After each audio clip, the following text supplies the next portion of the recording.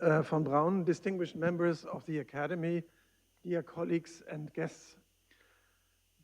I would like to see my presentation.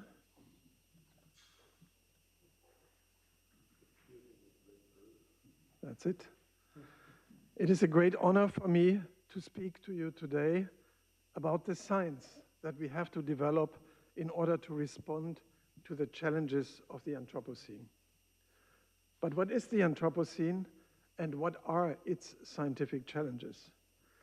The Anthropocene concept offers a comprehensive, systemic perspective on the state of our planet and how humans have shaped it, are shaping it, and should shape it in the future.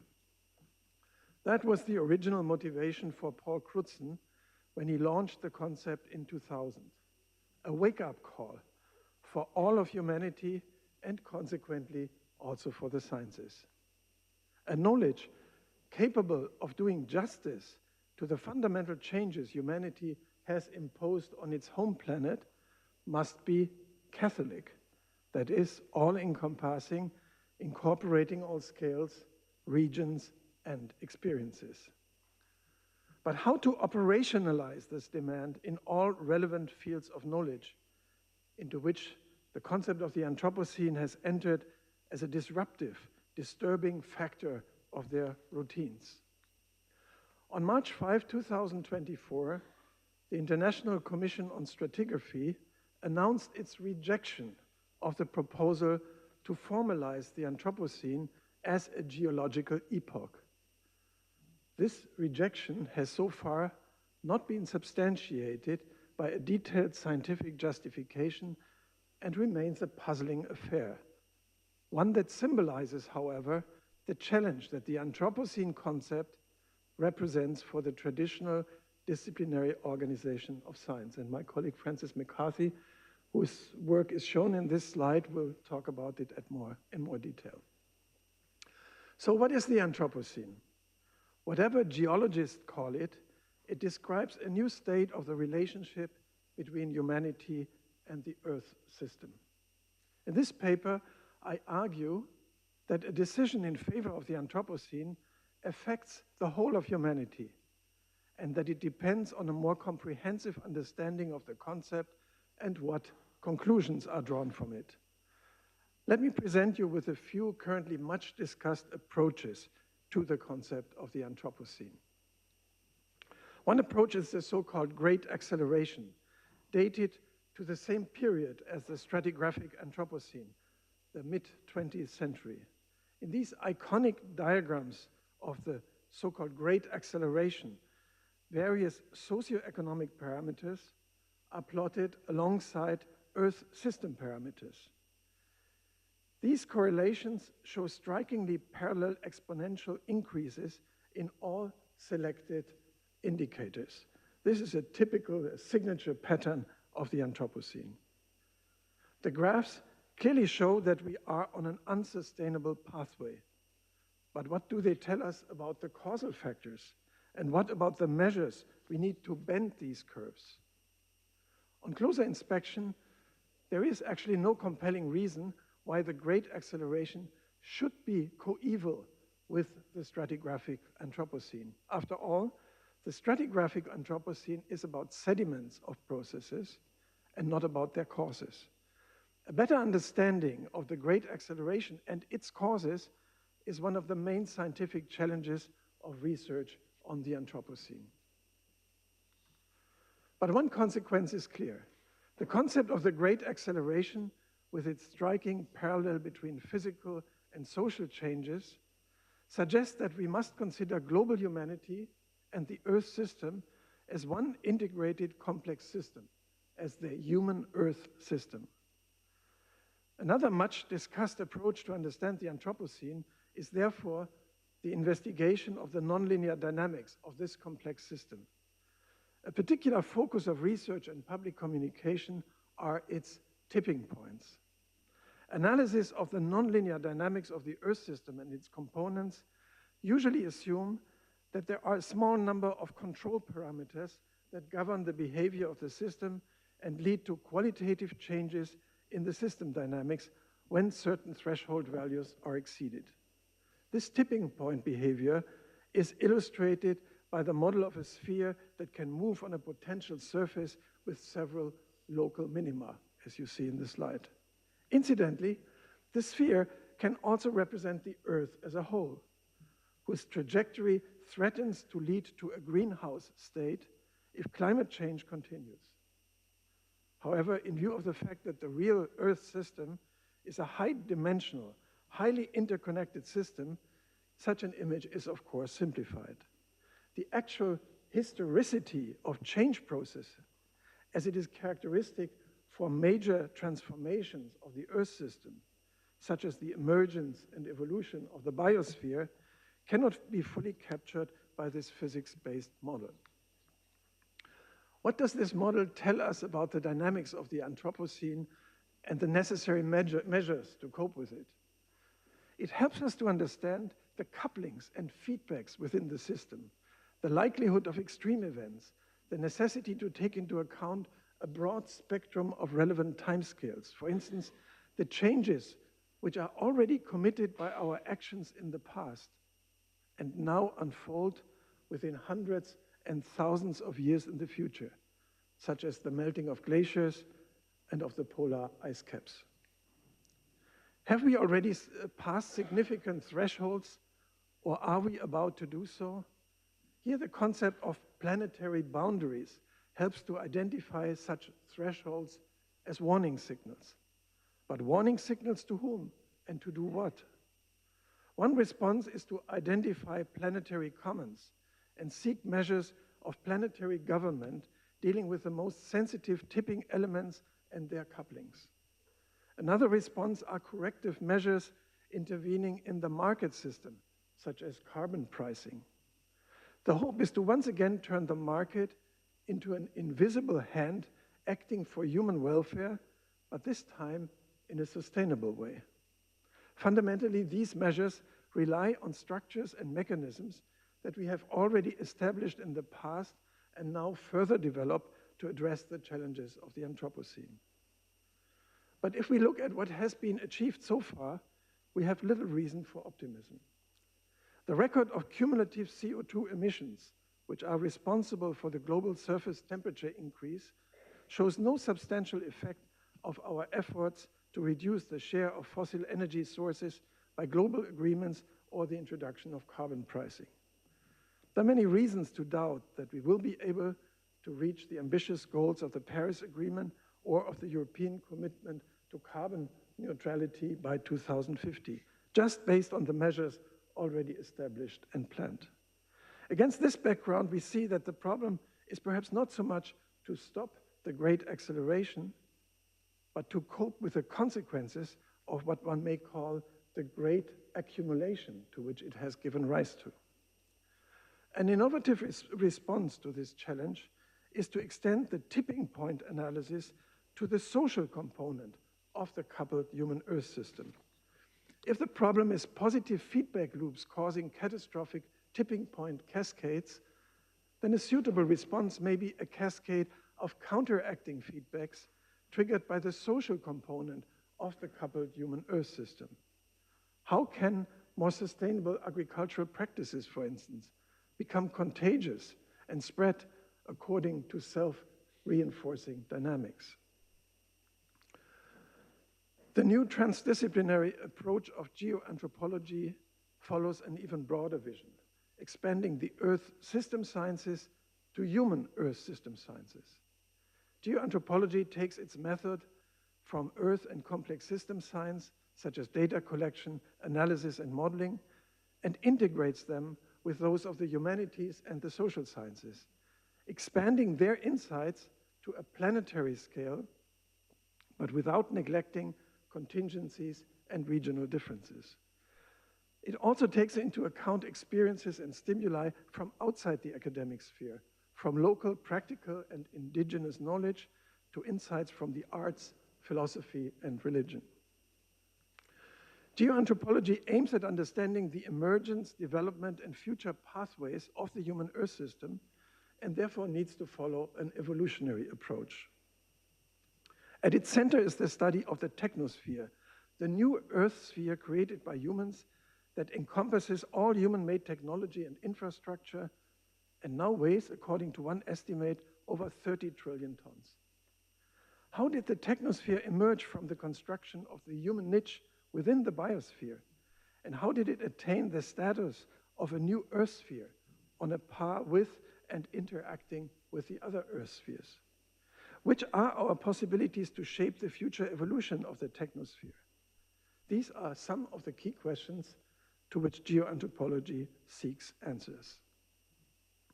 This brings me briefly to touch upon the foundation of the new Max Planck Institute of Geoanthropology in 2022. The institute aims to become a hub for collaborative synthesis of research on human-Earth system interaction. The institute will comprise 5 departments, of which 3 are currently in the process of being built up. There will be no walls between the departments and an emphasis on joint projects. Works across the departments is oriented along a set of common core research themes: the Anthropocene engine, the Great Acceleration Observatory, tipping points and major transitions, etc. A central goal of our research is to understand how, throughout history, behavioral structures of human societies, such as new forms of land use or new energy regimes, have been reflected in changes to our planetary environment, and how these changes have in turn shaped the further development of human societies, leading to feedback loops between Earth system dynamics and human activities.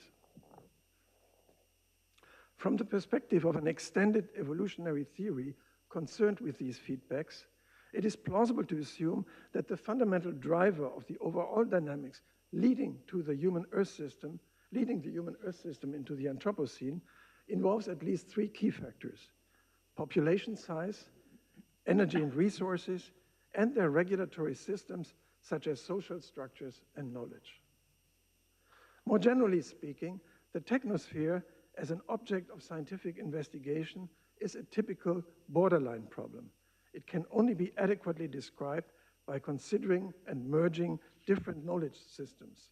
As an Earth sphere, the technosphere falls into the area of Earth system sciences, but as a human construct, it also falls into the area of the human and social sciences. The Anthropocene as humanity's self-reflection on its position in nature is nothing new in itself. Such positionings have accompanied the history of the human species since its beginning. This includes not only science and philosophy, but also political worldviews, as well as religion and art, as we can see in this early representation of a technosphere by Martin van Hermskerk as one option to conceive humanity's relation to nature. The answers of the past also have an impact on the current debate. Let me explain the significance of this legacy using a specific example, which I would like to characterize with the keyword origin thinking. Origin myths answer the question of where we come from by invoking the authority of origin powers. They claim what comes from the origin must inevitably return to it, be it the social group, soil and blood, or nature. Myths of origin are the root of all conservative and romantic thinking in politics, according to the theologian and philosopher Paul Tillich. Origin thinking forms the basis of a logic of sacrifice that underlies many mythical, religious, and ideological ideas. Some aspects of the discussion about the Anthropocene, and in particular the question of its beginning, also show characteristic features of origin thinking. Was perhaps the Neolithic revolution a kind of expulsion from paradise, to which we hopelessly exceeded the limits of our original physical and mental endowment? Or was it Western modernity, with its supposedly sharp separation of nature and culture, body and mind, reason and sensuality, that initiated a misguided and ultimately catastrophic development? A historically effective response to the pitfalls of the idea of origin is the idea of development, as we know it in modern science, but already with a long lead in the history of culture, all the way back to the European Enlightenment, and even further to the idea of an alliance with God in the Bible, which enables a mediation between origin and what has sprung from it. The essence of this idea is that although the new is indebted to the old, it may also emancipate itself from it through processes of mediation, which may take different forms in different cultures and can lead to forms of self-organization with increasing complexity and autonomy. Against this background, a new understanding of the Anthropocene opens up. The Anthropocene is the most recent step in an evolution of complexity of the Earth system that began with the origin of life some 3.8 billion years ago. In this history, we observe common features that characterize all major evolutionary transitions. Typically, major transitions are associated with an increasing investment into higher coordination functions relative to the energy investment into the maintenance of pre-existing individual components. The technosphere seems to be following the same path. A crucial point in the dynamics of the human Earth system was the coupling between the material economy and the economy of knowledge in the early modern period. And what you here see is the rise of book production after the invention of printing. When knowledge started to become a crucial fuel for the global economic development that eventually resulted in the dynamic of the Great Acceleration. A further indication of the increasing investment of energy into the brain of the technosphere is the rise of information and communication technologies in the course of the Great Acceleration, culminating in the current expansion of energy-hungry AI, which we have discussed yesterday. The technosphere is thus subject to an innovation dynamic that follows principles similar to those that have dominated biological evolution for eons. Looking back historically at the Anthropocene, the dominance of globalization and homogenization processes is striking. From the global spread of our species and the extinction of other hominids, via the global expansion of urbanism, illustrated by this slide, to the global spread of fossil capitalism. But not all societies functioned in an exploitative and expansive way. There were others that lived in a long-term, sustainable relationship with their natural environment, such as certain indigenous societies, which also had an impact on the human Earth system. For instance, in part due to indigenous resistance, a large area of tropical South America, particularly in forest biomes, remained outside European jurisdiction until the late 19th century. This resilience has continued until today and plays a crucial role in slowing down climate change by obstructing deforestation. Conceiving the Anthropocene as a major transition and realizing that we are in the middle of it helps us to understand that there will be hardly any flip-the-switch interventions that will rapidly improve our predicament because of the already committed long-term changes to the Earth system. To address this and similar dilemmas of the Anthropocene, we need new orientation knowledge that helps us find our bearings in a world that has no Holocene analog. Such knowledge cannot be generated and circulated exclusively in academic circles. It requires the broader engagement of thought and life collectives that take seriously the challenges of the Anthropocene. One initiative is the Anthropocene curriculum that has developed a bottom-up and field-oriented approach for exploring practices adequate to the Anthropocene. The initiative has meanwhile established a worldwide network of hundreds of researchers, artists, activists, which is uniquely in its scope and global reach.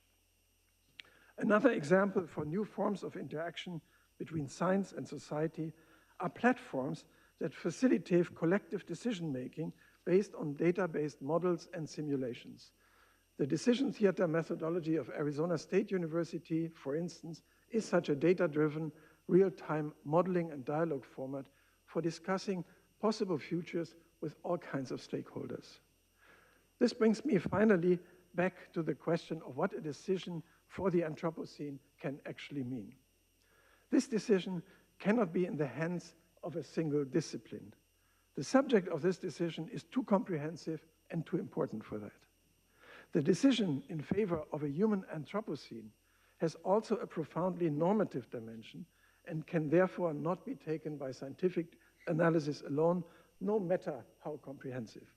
It is ultimately a question of the will to survive and live a good life for the whole of humanity, a question of knowledge and belief in the sense of visions of the future, ideas of community, and life plans. But not only that, the decision for a beautiful Anthropocene, as Paul Crutzen once called for, is also a decision by all of us to view the world itself as a real laboratory, as a planetary experimental setup in which all our lives are at stake, especially if we do not attempt to survive in it together. This is, I believe, the decision we must take. Thank you very much.